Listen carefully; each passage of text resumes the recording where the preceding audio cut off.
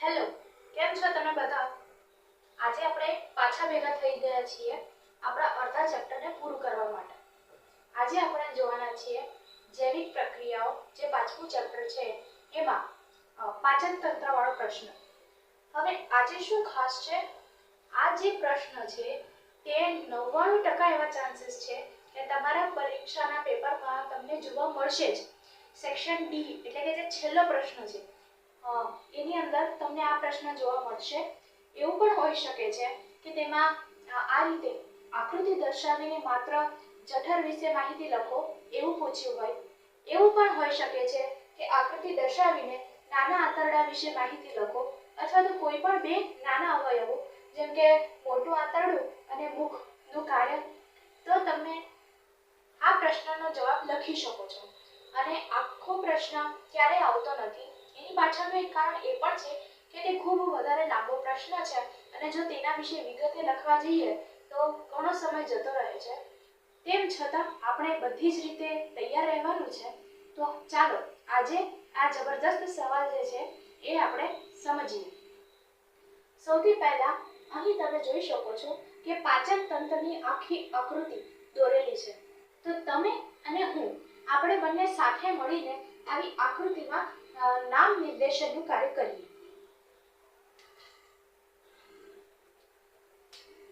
અહીં આને આપણે આવું લખીશું. આ છે અન્ન નળી.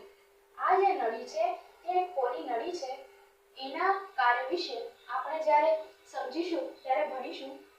આ છે અન્ન નળી.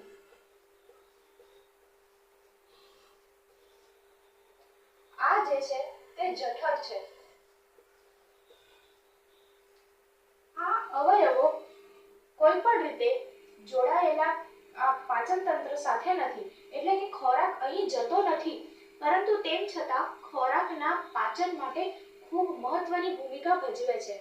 ખોરાક કોઈ પણ રીતે આ અવયવોની અંદર પ્રવેશ કરતો નથી, તેમ છતાં આ અવયવોમાંથી એવા રાસાયણિકો નીકળે છે કે જે ખોરાકના પાચનમાં મદદરૂપ થાય છે. તેથી આને પણ આપણે પાચન તંત્રના ભાગ તરીકે લેવાના છે. આ છે યકૃત. આ છે સ્વાદુપિંડ.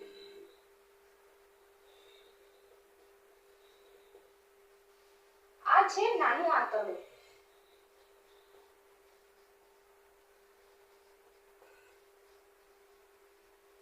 આ એક ગૂંચળામય અને સૌથી લાંબો ભાગ જે પાચન તંત્રનો છે, સૌથી લાંબો ભાગ આ છે અને ખૂબ ગૂંચળામય છે.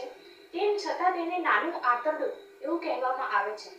અને આ છે મોટું આંતરડું.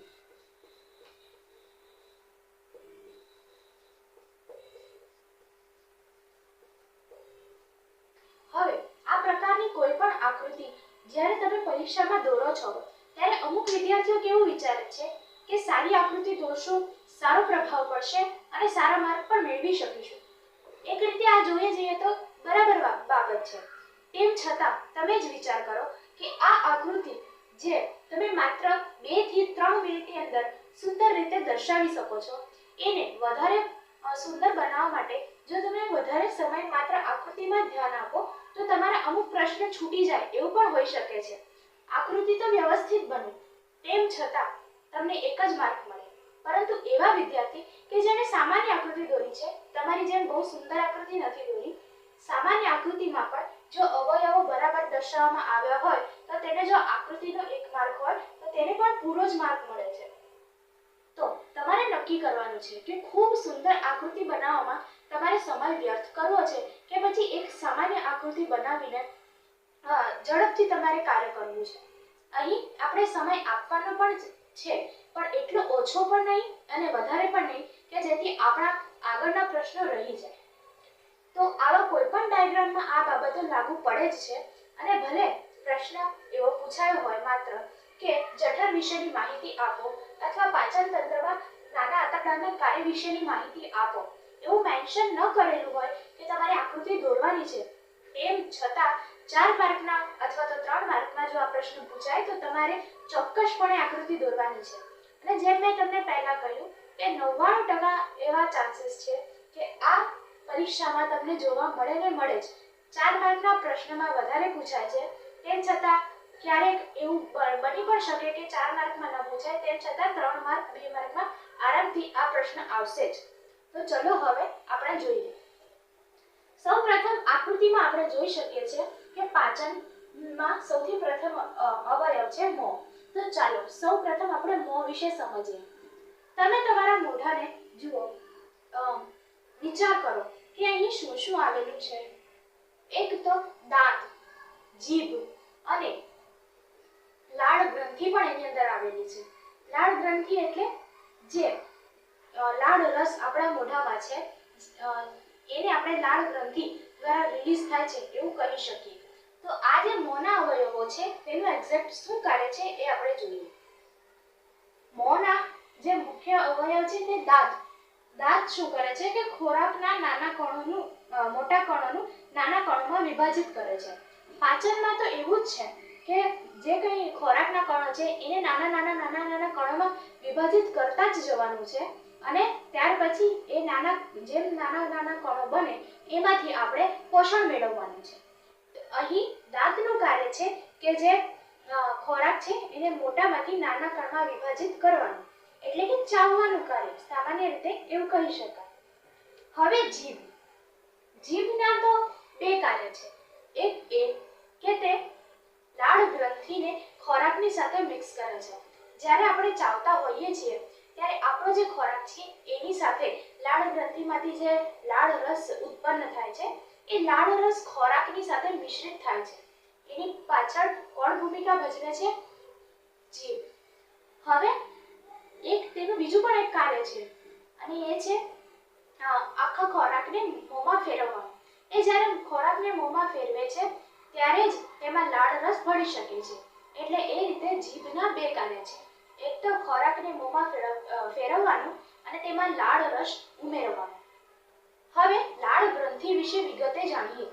લાળ ગ્રંથિ જે છે તે લાળ રસનું સ્ત્રવણ કરે છે. લાળ રસ જો તમને આ રીતે સમજમાં ન આવતું હોય તો સામાન્યતઃ આપણે કહી શકીએ કે જે થૂક. હવે લાળ ગ્રંથિ જે છે લાળ રસનું જ્યારે સ્ત્રવણ કરે છે તેમાંથી એક ઉત્સેચક ઉત્પન્ન થાય છે. હવે ઉત્સેચક એટલે શું? ઉત્સેચકનો સામાન્ય અર્થ છે કે એક પ્રકારનું એવું કેમિકલ કે જે આપણા શરીરના અવયવોમાંથી રિલીઝ થાય છે, મુક્ત થાય છે અને એ ખોરાકના પાચન માટે મદદરૂપ થાય છે.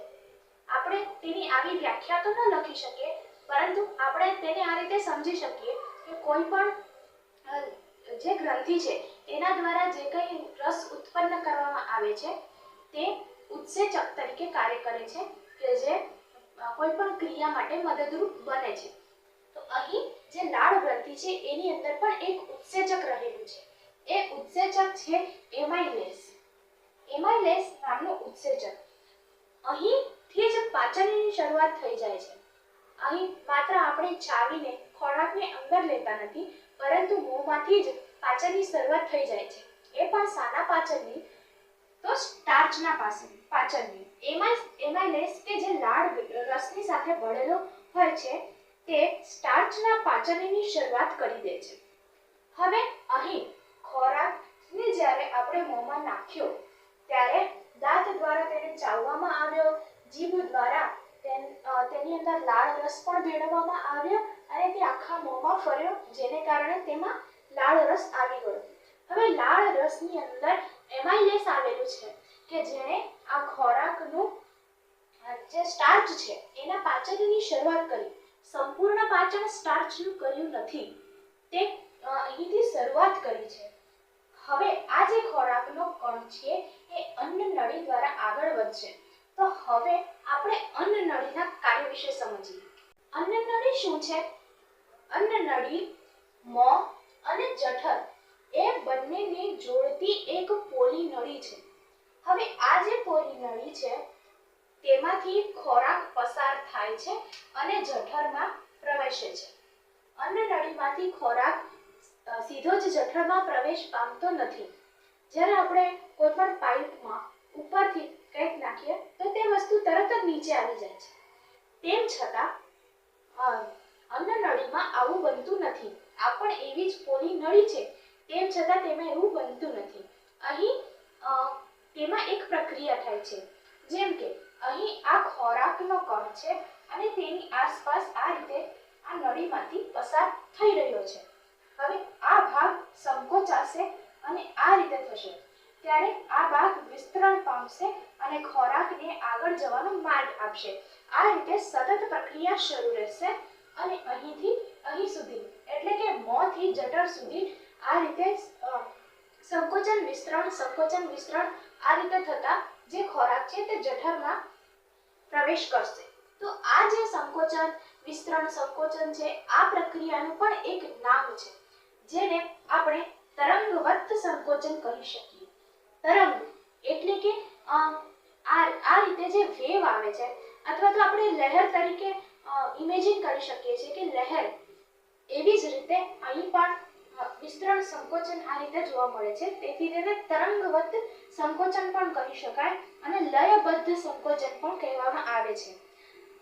અન્નનળીમાં જો તમને કશું યાદ ન રહે તેમ છતાં તમે એટલું તો લખી શકો છો કે મોંથી જઠરને જોડે છે, પરંતુ તમારે એક ખાસ કીવર્ડ જેને કહીએ એ યાદ રાખવાનો છે.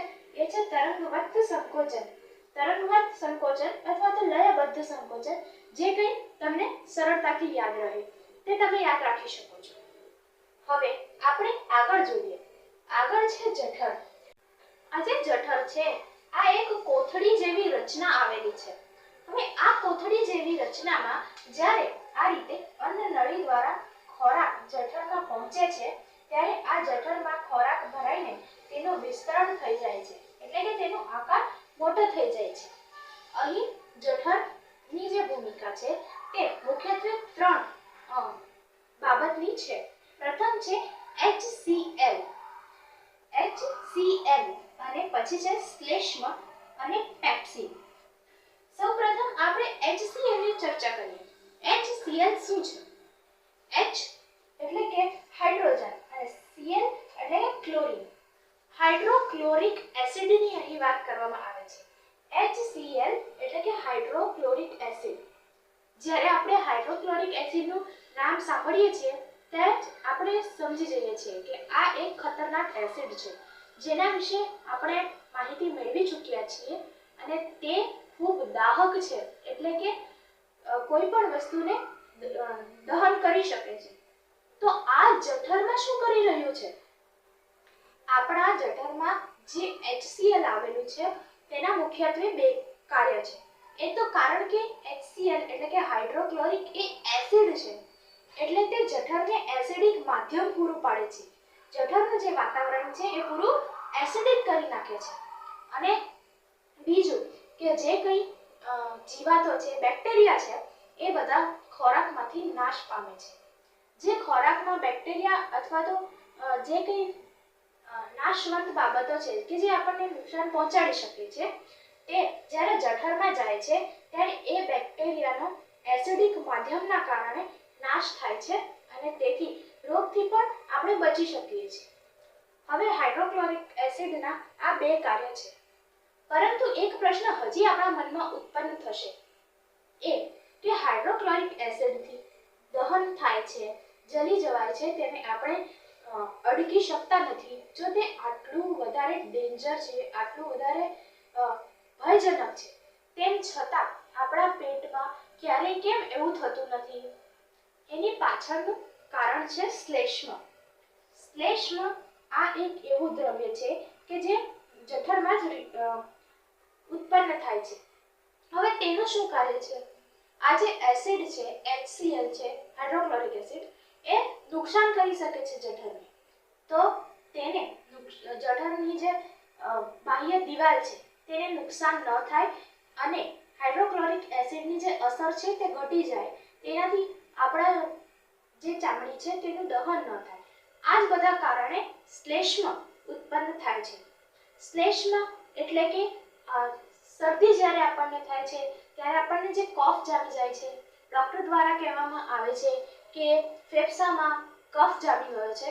આ જે કફ છે શરદી દરમિયાન આપણા નાકમાંથી પણ તે વહે છે, તે છે શ્લેષ્મ.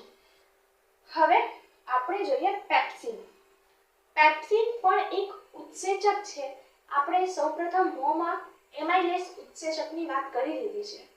પેપ્સિન એક ઉત્સેચક છે કે જે પ્રોટીનનું પાચન કરે છે. પણ અહીં આ પ્રોટીનનું સંપૂર્ણ પાચન કરતું નથી. અહીં આ પ્રોટીનના મોટા ગલકોને નાના ગલકમાં વિભાજિત કરે છે. તે પ્રોટીનના પાચનને સરળ બનાવે છે, પરંતુ સંપૂર્ણ પાચન પ્રોટીનનું પેપ્સિન દ્વારા થતું નથી. હવે આ જે કઈ પ્રક્રિયા છે, જઠર સૌથી પહેલા ખોરાક આવતા વિસ્તરણ થશે, ત્યાર પછી એસિડ ઉત્પન્ન થશે, એસિડિક માધ્યમ બનાવશે, જેથી પેપ્સિનને અહીં કાર્ય કરવામાં મદદરૂપ થશે. જ્યારે પેપ્સિનનું કાર્ય અહીં પૂર્ણ થઈ જશે, ત્યારે શ્લેષ્મા તે વધારે માત્રામાં ઉત્પન્ન થશે અને જેથી જે હાઇડ્રોક્લોરિક એસિડ છે તેનાથી આપણને નુકસાન થતું નથી અને આ એસિડ આપણા માટે નુકસાનકારક બની રહેતું નથી. જ્યારે આ સંપૂર્ણ કાર્ય પૂરું થઈ જાય છે, ત્યારે અહીં જઠરના કાર્યનો સમાપ્ત થાય છે. ત્યાર પછી એ જાય છે નાના આંતરડામાં. નાનું આંતરડું આમ તો નાનું કહેવાય છે, પરંતુ તમને જાણીને નવાઈ લાગશે કે નાના આંતરડાની જે લંબાઈ છે એ લગભગ 7 મીટર જેટલી હોય છે. 7 મીટર જેટલી લંબાઈ ધરાવવાને કારણે તેમ છતાં તેને નાનું આંતરડું કહે છે. એની પાછળનું એક કારણ તેની છે જાડાઈ છે. નાના આંતરડાની જાડાઈ નાની છે, પરંતુ જે મોટું આંતરડું છે તેની લંબાઈ ઓછી છે, તેમ છતાં તેની જે પહોળાઈ છે તે ખૂબ વધારે છે. તેના કારણે તેને મોટું આંતરડું કહે છે. હવે નાના આંતરડામાં મુખ્ય પાચનની જે ક્રિયા છે તે શરૂ થાય છે. હવે તેનું મહત્વનું કાર્ય આપણે જોઈએ. મેં તમને કહ્યું તેમ જે નાનું આંતરડું છે તેની લંબાઈ અંદાજે 7 મીટર જેટલી હોય છે. 7 મીટર જેટલી લંબાઈ એટલે કે આપણે અંદાજ લગાવી શકીએ છીએ કે તે એક માળ કરતાં પણ વધારે છે. આટલી મોટી લંબાઈની વસ્તુ માત્ર નાની જગ્યામાં સમાઈ જાય છે. એની પાછળનું એક કારણ છે કે તે ગૂંચળામય રચના છે, એટલે તે ખૂબ જ નાની જગ્યામાં સમાઈ જાય છે. હવે નાના આંતરડાના કાર્ય વિશે સમજીએ. નાના આંતરડું જે છે તે કાર્બોદિત, ચરબી અને પ્રોટીનનું પાચન કરી નાખે છે. હવે પ્રોટીનના પાચન વિશે જરાક સમજીએ. પ્રોટીનનું પાચન આપણે જઠરમાં પણ જોયું, જ્યાં પેપ્સિન નામનો જે ઉત્સેચક છે તે પ્રોટીનના મોટા ગોલકોનું નાના ગોલકોમાં વિભાજન કરી ચૂક્યું છે. એટલે હવે આ નાના ગોલકોનું જ પાચન કરવાનું છે, કારણ કે મોટા ગોલકોમાંથી નાના ગોલકો પહેલાથી થઈ ગયા છે. હવે જે નાનું આંતરડું છે એની સાથે જોડાયેલા છે યકૃત અને સ્વાદુપિંડ. મેં તમને કહ્યું છે કે આની અંદર ખોરાક પ્રવેશતા નથી. યકૃતમાં ક્યારેય ખોરાક પ્રવેશતો નથી, ક્યારેય સ્વાદુપિંડમાં ખોરાક પ્રવેશતો નથી, પરંતુ આ બંને દ્વારા જે કેમિકલ એટલે કે જે ઉત્સેચક ઉત્પન્ન થાય છે તે મદદ કરે છે ખોરાકનું પાચન કરવામાં. આ બંને સ્વાદુપિંડ અને યકૃત એ નાના આંતરડાની સાથે જોડાયેલા છે અને તેનું જે કંઈ રાસાયણિક દ્રવ્ય છે તે નાના આંતરડામાં કાર્ય કરે છે. તો હવે સમજીએ કે યકૃત શું કાર્ય કરે છે નાના આંતરડામાં અને સ્વાદુપિંડ શું કાર્ય કરે છે નાના આંતરડાના પાચનમાં. ચાલો નાના આંતરડામાં સૌપ્રથમ આપણે જે યકૃતનું કાર્ય છે તે સમજીએ. યકૃત એક ઉત્સેચક ઉત્પન્ન કરે છે. આ જે ઉત્સેચક છે એનું નામ છે પિત્તરસ, જે યકૃતમાં સંગ્રહ પામે છે. જ્યારે પિત્તરસ ખોરાકને આલ્કલીય બનાવવાનું કાર્ય કરે છે. હવે જ્યારે જઠરની આપણે વાત કરીએ તો ત્યાંથી એસિડિક ખોરાક આવે છે.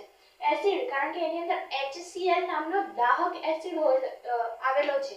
તો આ દાહક એસિડની અસરથી બચવા માટે અને ખોરાકનું યોગ્ય રીતે પાચન થઈ શકે એના માટે આલ્કલી બનાવે છે. આલ્કલી જે છે એના વિશે આપણે બીજા ચેપ્ટરમાં બધી માહિતી મેળવવાની છે, પરંતુ જે એસિડ છે સમજી લો કે અહીં એસિડ આવેલું છે, એસિડિક માધ્યમ છે, તો તેને અહીં આવીને એસિડને બેઝિક બનાવી દે છે, એટલે કે તેની જે ગુણધર્મ છે તે એકદમ વિરુદ્ધ થઈ જાય છે. અહીં એસિડને આલ્કલીય બનાવી નાખે છે. કોણ? યકૃતમાંથી ઉત્પન્ન થતો પિત્તરસ. હવે આ જે પિત્તરસ છે તે શું કરે છે? ચરબીના જે મોટા ગોલકો છે તેને નાના ગોલકોમાં કન્વર્ટ કરે છે, રૂપાંતરણ કરે છે. હવે પહેલા શું જોયું? પ્રોટીનનું નાના ગોલકોમાં રૂપાંતરણ. હવે આ છે ચરબીનું નાના ગોલકોમાં રૂપાંતરણ. ચરબીનું જ્યારે નાના ગોલકોમાં રૂપાંતરણ થઈ જાય છે તેને શું કહેવામાં આવે છે? તૈલોદીકરણની પ્રક્રિયા. તૈલોદીકરણની જે પ્રક્રિયા છે તેની પછી જે ખોરાક છે તે છે તૈલોદીકૃત ખોરાક. બરાબર? આ પ્રક્રિયા ખૂબ મહત્વની છે. તૈલોદીકરણની જે પ્રક્રિયા છે એ તમારે યાદ રાખવી પડશે. હવે આપણે જોઈએ કે તૈલોદીકરણની પ્રક્રિયા થવા બાદ આપણા આ ખોરાકના કણનું અહીં શું થવા જઈ રહ્યું છે? યકૃતનું કાર્ય જે અહીં સમાપ્ત થયું છે, હવે આપણે ભણવાના છીએ સ્વાદુપિંડનું કાર્ય. તે કરતા પહેલા હું તમને એક વાત શેર કરવા માંગુ છું. થોડાક સમય પહેલા હું આ જ વેકેશન દરમિયાનની વાત છે, હું ગઈ હતી મારા મામાને ત્યાં રોકાવા માટે. અને જ્યારે હું તેમના ત્યાં રોકાવા ગઈ તે ભરૂચના આગળ જંબુસર છે ત્યાં રહે છે. હું તેમના ત્યાં જંબુસરમાં રોકાવા ગઈ હતી અને ત્યાં વેકેશનનો થોડો સમય હું ત્યાં રહેવાની હતી. ત્યાં અમે કાવી કંબોઈ નામની ખૂબ ફેમસ જગ્યા છે, ત્યાં શંકર ભગવાનનું મંદિર છે, તો ત્યાં અમે દર્શન કરવા માટે ગયા હતા. હવે ત્યાં રસ્તામાં એક ખૂબ સુંદર સરસ નાનકડું ગામડું આવે છે. આ સુંદર સરસ ગામનું નામ છે રૂનાળ. રૂનાળ નામનું જે ગામ છે એ ગામના લોકો પણ ત્યાં ફરવા માટે આવ્યા હતા. અને ત્યાં જ મારી ઓળખાણ થઈ એક બહેનથી, જેનું નામ હતું ભક્તિ. ભક્તિબહેન એ પણ ધોરણ 10ના વિદ્યાર્થી હતા. અત્યારે તેઓ ધોરણ 10માં જ અભ્યાસ કરી રહ્યા છે. અને જ્યારે મેં તેમને મારી આ ચેનલ વિશેની માહિતી આપી કે આ રીતે હું એક ચેનલ ચલાવું છું, તેમણે તરત જ મને કહ્યું કે તેઓના મોબાઈલમાં હું મારી ચેનલ સબસ્ક્રાઇબ કરી આપું અને કેવી રીતે તેઓ ઉપયોગ કરી શકે છે, મારી આ ચેનલથી કેવી રીતે લાભ મેળવી શકે છે, તેના વિશે થોડું જણાવવા મને કહ્યું. ત્યારે મેં તેમને માહિતી આપી અને મારી જે ચેનલ છે તેમના દ્વારા સબસ્ક્રાઇબ કરાવી. તેમણે મારો આભાર વ્યક્ત કર્યો અને મેં પણ તેમનો આભાર વ્યક્ત કર્યો મને સહકાર કરવા બદલ. ત્યાર પછી જ્યારે એમના દ્વારા વાતચીત કરી ત્યારે ખબર પડી કે તેઓ ત્યાંના જ કાવીના જ નજીકના ગામમાં રહે છે, રૂનાળ. તો તેમનું જે ગામ છે અમે ત્યાં ગયા.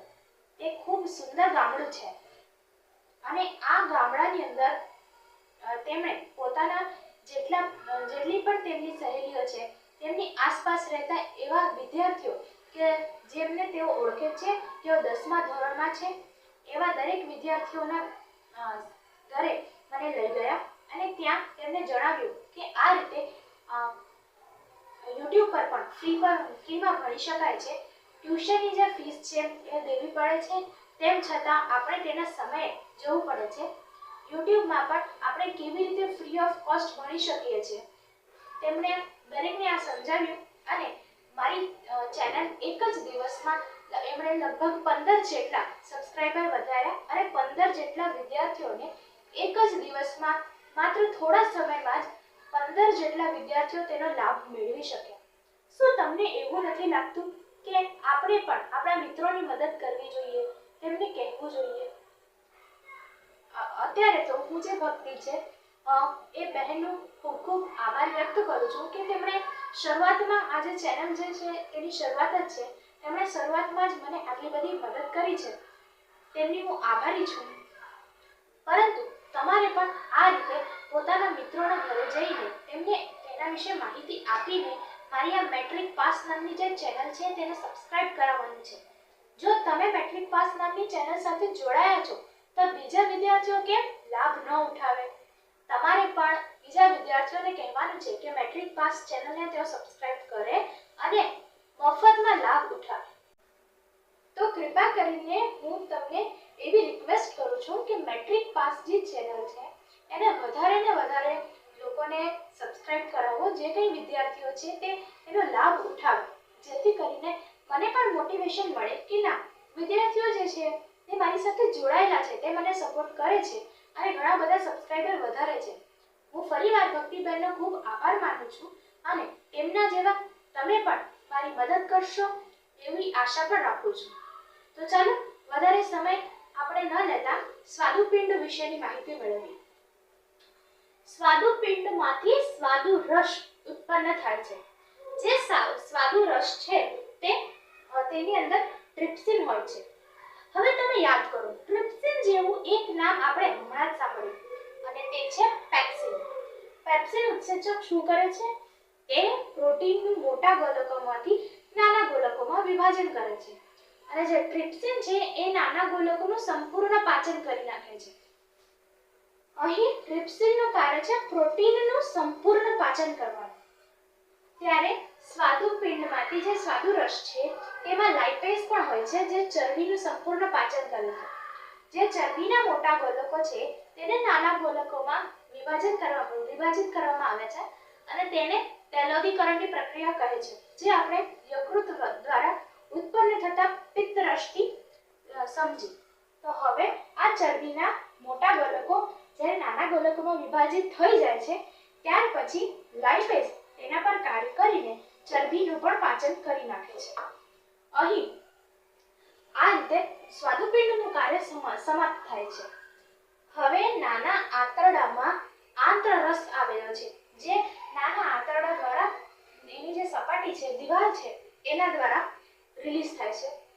આંતરગ્રંથિમાંથી ઉત્પન્ન થતો જે આંતરરસ છે, આ આંતરરસનું કાર્ય શું છે?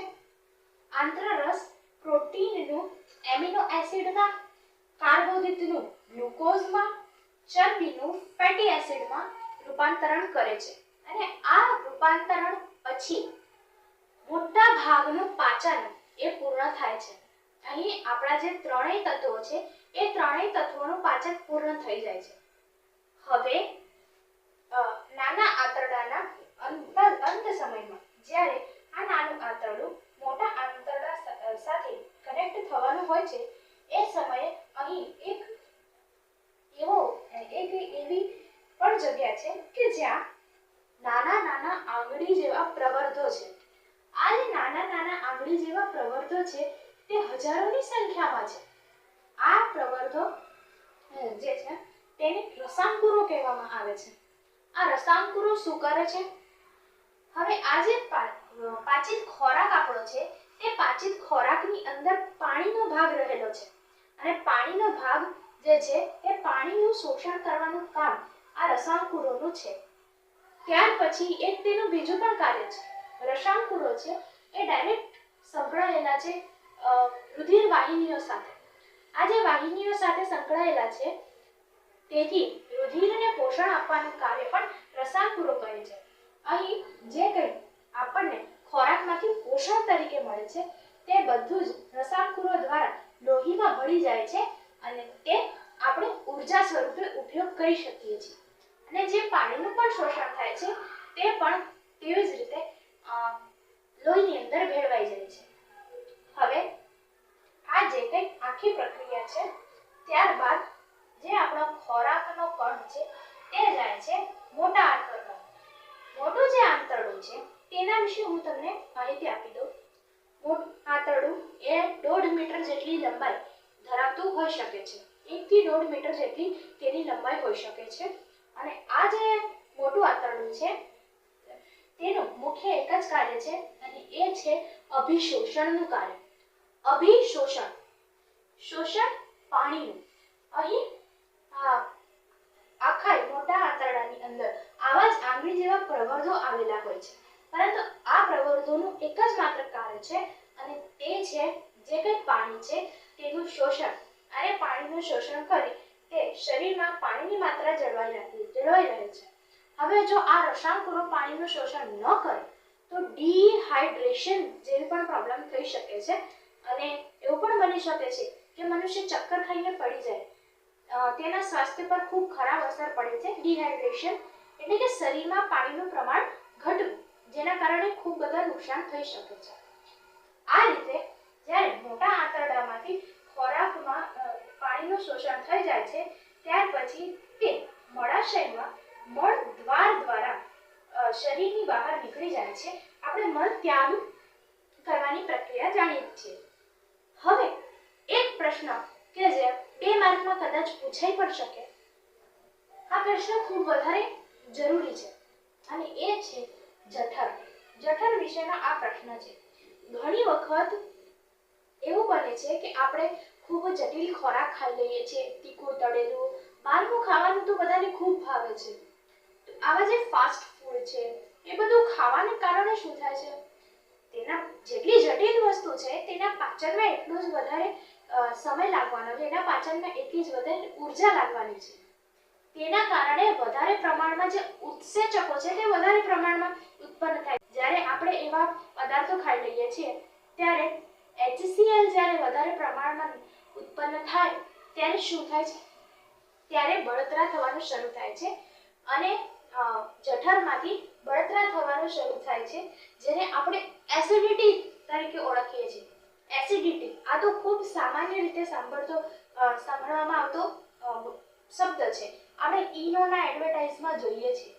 ઈનો જ્યારે આપણે ઉપયોગ કરીએ છીએ ત્યારે એના જે એડવર્ટાઇઝ હોય એમાં આપણે જોઈએ છીએ આ રીતે એસિડિટી થાય છે. જ્યારે એક વ્યક્તિ છે જે સમોસા ખાય છે અને તેના કારણે વધારે ઉર્જા એની વપરાય છે, વધારે પ્રમાણમાં એસિડ એ ઉત્પન્ન થઈ જાય છે ખોરાકના પાચન માટે અને તેને કારણે પછી તેને બળતરા પણ થવા લાગી જાય છે. જો એસિડ વધારે હોય અને શ્લેષ્મ ઓછું હોય તો સ્વાભાવિક છે કે એસિડ ખૂબ વધારે કાર્યશીલ થઈ જાય અને આપણને બળતરા પણ થઈ શકે છે. તો આ રીતે એક એવો પણ પ્રશ્ન આવી શકે છે કે એસિડિટી થવાનું શું કારણ છે. એવું કેમ કે જ્યારે આપણે તીખું તળેલું આ પ્રકારનું જે ફાસ્ટ ફૂડ જેવા વસ્તુઓ છે એ વધારે ખાઈ લઈએ છીએ ત્યારે આપણને છાતીમાં બળતરા થાય છે. આ રીતે પ્રશ્ન પૂછાઈ શકે છે, તો તેના વિશે પણ જાણવું જોઈએ. અને આ પ્રશ્ન ખાસ કરીને જવાનો છે કારણ કે આ પ્રશ્ન 4 માર્કમાં પૂછાય જ છે. આ પ્રશ્નની અંદરથી ઘણા બધા એવા અલગ પ્રશ્ન પણ નીકળી શકે. જેમ મેં તમને કહ્યું તેમ આ રીતના પ્રશ્નો પણ નીકળી શકે કે એસિડિટી શું કામ થાય છે. એમ તો આખું પ્રકરણ જે છે એ મહત્વનું છે, પરંતુ આ પ્રશ્નમાં તમારે ખૂબ ધ્યાન આપવાનું છે. અને ગયા વિડીયોમાં આપણે અમીબામાં જે પાચન થાય છે એના વિશેની ખૂબ સરસ અને ટૂંકી માહિતી આપી છે. તો આજે વિડીયો તમે પહેલાનો ન જોયો હોય તો તે તમે જોઈ લેજો, જેથી કરીને તમે અમીબામાં પાચન કેવી રીતે થાય છે તેની માહિતી મેળવી લો. અને ત્યારબાદ મનુષ્યનું પાચન તંત્ર ખૂબ વધારે ઇમ્પોર્ટન્ટ છે, 99% પૂછાય એવું છે, તો પરીક્ષામાં આ વસ્તુ તો કરીને જ જવી. હવે મળીશું આવતા વિડીયો.